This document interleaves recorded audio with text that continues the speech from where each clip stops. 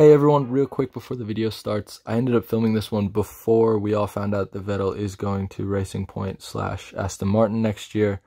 So everything is kind of said in hypotheticals, and now we kind of know that it's all reality. So just take that with a pinch of salt and enjoy the video. Thank you. Whew! Mamma mia, ladies and gentlemen, I'm finally back after a hellacious 3 months of schoolwork. I'm finally able to film YouTube videos again, and I have a pretty good video, hopefully, for you guys today about Racing Point and the future of Racing Point / Aston Martin as of next year in relations to the whole Vettel situation going on and the rumors that we keep hearing about him moving to the team. And yeah, I mean, Racing Point / Force India a couple years ago has always kind of been a team that shot above their weight in terms of their finances. They've always been a relatively low-funded team, working with very little and getting pretty decent results. And this year has been no different. They're currently 3rd or 4th in the championship. I'm not sure how it is after Belgium, but yeah, they're doing really well in the championship, using the kind of Racing Point pink Mercedes that they are using for this year and for next year as well. Yeah, they've just generally built a pretty good car, and as a result, we've kind of been hearing rumors about Vettel moving over to the team next year to kind of help them learn how to win, as people have been sort of putting it. He's been having talks, it seems, with Otmar Safnauer, with Lawrence Stroll, and some other pretty important people in the team. Kind of just, no one knows exactly what's going on, but everyone's kind of speculating, you know, maybe something fishy is going on. And I think a lot of people would love to see him drive for that car, and assuming that he will be replacing Perez and not Lance Stroll, as Stroll has actually been doing pretty decently this year, in my opinion. I'm basically going to be making a video about why I think that's bollocks. I do not think that Vettel will be going to that team, or at least I do not think it's a good decision for the team. I think it's something that if they decide to do, will be a very regrettable decision overall. I'm filming this on August 29th, so hopefully, oh, my fridge just turned on, awkward. But hopefully this doesn't end up being something that's spoiled by the time this video comes out. I'm hoping I can get this video out before anything is released. And it seems like I should be good on that, but yeah, we'll see. So yeah, just keep that in mind. If anything changes, I apologize, but let's jump into why I think this. So without being too harsh on Vettel, let's kind of break down the exact reasons why I think that Vettel himself is kind of a problem for that team. For starters, last year, racing in a Ferrari that was his car, essentially set up for him, built around him last year, he was still beaten by Leclerc. It was only 25 points, and there was a retirement that Vettel had in Russia last year that could kind of account for some of that deficit. But even if they had been exactly equal, that's a better performance by Leclerc because the car was set up for Vettel. And then we can kind of see that just deteriorate immensely this year, as the car is now more set up for Leclerc and is just generally difficult to drive. We're seeing Vettel really struggle with that car, and, you know, to some extent almost embarrass himself, as he has kind of been for the last almost 3 years now, you know, through 2017 to now. And so just in general, Vettel's mental game is kind of out of whack at the moment. And I don't really believe that Racing Point would build the car around him. Racing Point, Aston Martin, would build the car around him because the team is owned by Lawrence Stroll and his son is going to be driving in the car. I don't really think they have enough reason or merit to create an entire car around Vettel. I think the car would be more or less what it is this year in terms of just being something, you know, kind of even for the drivers. You know, and of course, I guess 2021, the car won't be very different from what it is now. But I just mean throughout the future of the team, as long as Lance Stroll's there, I don't really see the car being completely built around Vettel, which means that it might have flaws in terms of his driving style. He prefers a really high downforce car.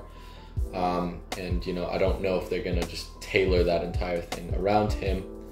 The other big thing I have with Vettel, and I think, you know, part of why people want to see him there or think that he'll go to the team is sort of from a PR perspective, in terms of just like, it's amazing to have a 4-time world champion racing for this team that's now starting to really punch above their weight.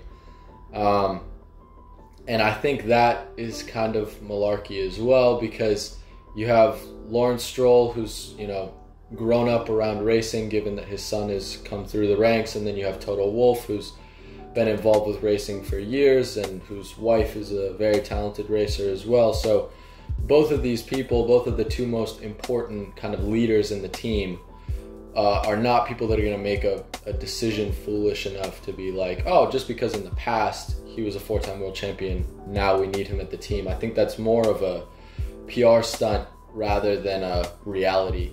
And then the other big thing kind of going off of that is that Toto Wolff has already admitted that he wouldn't want Vettel at Mercedes.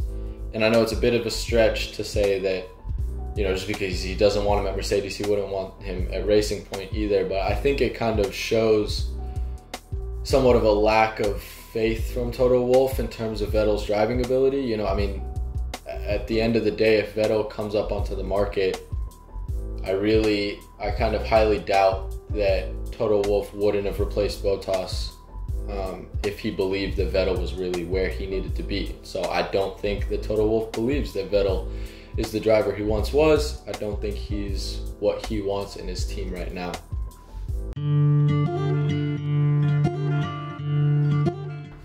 And then we get into what I believe is the largest factor in terms of why Vettel going to Racing Point isn't really a smart decision for the team, which is, you know, the money aspect of everything. So right now for 2020, Ferrari is paying Vettel $36.3 million for the year.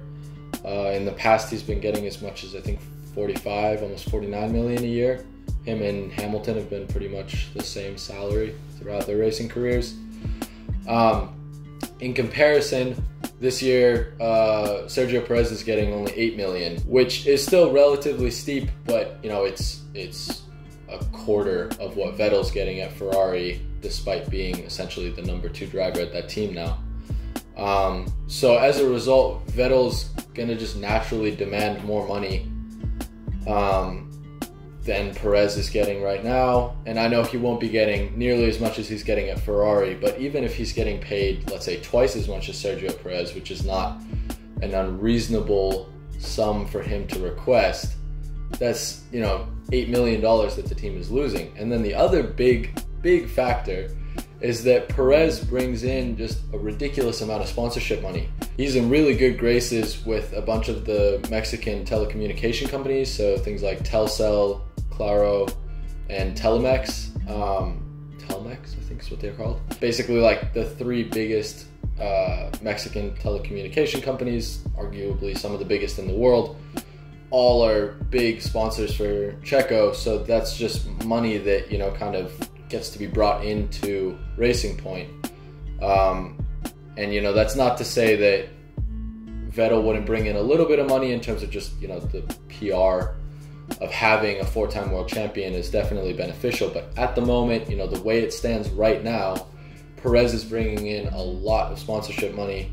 And, you know, that's all money that the team is then going to lose if they get rid of Perez and sign Vettel. So that's, you know, from a money perspective, just really not smart. And that's all, you know, money that they're losing on car development. And as a team that already, you know, isn't spending $400 million a year on the car development, you know, they need to be really, really smart with their money, more so than something like Ferrari or something like Mercedes.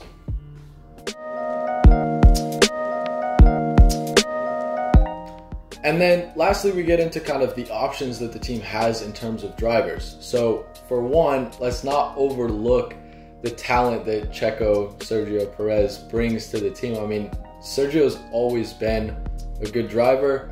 He's never been exceptional. I don't think he's world championship quality, but he's always shot well above his weight in terms of the cars that he's had. And I think, you know, personally, I feel he's kind of the perfect driver for Racing Point, given that as a team, their ideology is much the same as him as a driver in terms of just being, you know, kind of the David versus Goliath sort of situation. Yeah, I mean, we can't forget things like Malaysia 2012, where Perez basically brought like a mid-level Sauber to second place in an incredibly crazy wet race against Alonso. So yeah, I mean, and just I think he has what, 10 podiums at the moment, so he's definitely not a slouch in an F1 car for sure. And in addition to that, Checo's been committed to the team for ages now, and last year he signed like a 3-year contract with the team. So I think the reality of just them, you know, completely booting Perez is very unlikely, given that he signed that and given that he's been so committed to the team, so essential to the team in terms of their growth. I think it's obviously blatantly disrespectful to get rid of him. And then the other option that they have is someone like Nico Hülkenberg, who subbed in for Checo during his quarantine period. Again, Nico Hülkenberg has worked for the team for ages. I think, what was it, 2011 to 2016, something like that. Nico Hülkenberg was working there, so a lot of the people and engineers, technicians, so on, that he worked with at the team then are still there now, so it's not very difficult for him to kind of transition back into that team despite being at Renault for a couple years. And yeah, in addition to that, I feel like he showed a lot of talent in that second Silverstone race. You know, obviously showing that he still has the ability to drive an F1 car quickly. He just barely finished behind Stroll, which was partly just because of a strange little tire precaution that the team took at the end. So yeah, definitely not someone who's, you know, an awful option. Definitely cheaper than Vettel as well. And I think someone who would be excited to work for that team. And then kind of a third oddball option, I guess, would be Valtteri Bottas. And that might not be immediately, that might not be 2021. But, you know, considering that as an option for 2022 maybe, when Mercedes looks more and more likely to bring Russell up around that time, does it make sense for Bottas to maybe move down to Racing Point? I don't realistically look at Racing Point as being ever able to really top Mercedes, at least at the moment now. The way things are going, I don't see it being possible. So I think for him to kind of move down to what would be seen as a second team, even if that team is, you know, where Red Bull is right now in a couple of years, I think that's something that I could very much see happening. I think given that Toto Wolff is Bottas's manager, I could definitely see those two connections working out really well. Kind of an oddball option, but I think it's something realistic to consider as well for the future. So yeah, overall, I just kind of think this is generally a bad decision for the team, something that could, in my opinion, really screw them in the long run. I think it's not really a decision that the original, you know, Force India team would really make, given that financially there's just so much weight behind it. I think another really important thing to kind of just consider and keep in the back of our heads as F1 fans is that, you know, having good relations with a team, you know, we see, you know, Vettel giving little fist bumps and stuff to Lawrence Stroll and to Otmar Safnauer as well. It doesn't really directly mean that he's going to drive for the team. The reality could be that he would take in kind of a maybe Niki Lauda at Mercedes situation, or Alain Prost at Renault at the moment. Like that kind of just guidance, because I think right now Vettel really just needs a bit of time to kind of just refresh, and I think maybe stepping into another car might be a bit of a refreshment, but I really don't see it as being enough. I think he needs, yeah, he just needs a break. I think he needs just a little bit of time to reset. And I know, you know, going off on kind of a bad note, leaving F1 on a bad note, as is very much the case right now, might not be the smartest decision, but I just can't see how that would, any of this would benefit Racing Point.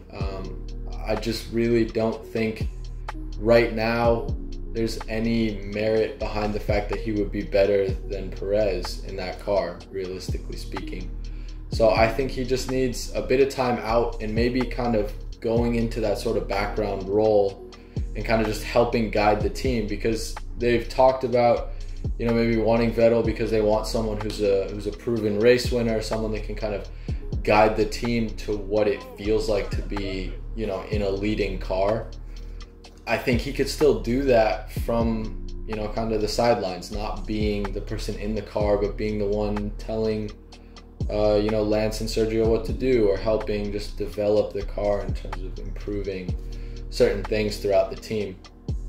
And I know overall this is kind of just generally an unpopular opinion. I know a lot of people seem to want Vettel to go to Racing Point, you know, to see him in that soon-to-be Aston Martin team. Sounds exciting, and I think the way I've been kind of looking at it is, as a fan, I would much rather see Racing Point / Aston Martin winning races and challenging for podiums weekly than I would to see, you know, Vettel in that car. Because I really think just financially it could hurt the team, and I would rather see them develop a great car and start winning races. I think we'd all love to see that. So yeah, as unpopular as this whole video might be, I hope you guys have enjoyed it, and hopefully I can see you somewhat soon. I'm hoping to be making videos somewhat regularly again, maybe not weekly as my next school term comes up, but hopefully maybe monthly I can get one out. I might start doing race reviews as well, maybe even have my brother on these every once in a while, maybe do kind of like a podcast type thing. But yeah, kind of just really want to see where the channel's going to go, and hope you guys enjoyed the new setting, changed it up a little bit. But yeah, if you liked this video, feel free to comment and like below. Hope everyone's having a great week, and hope to see you soon. Bye.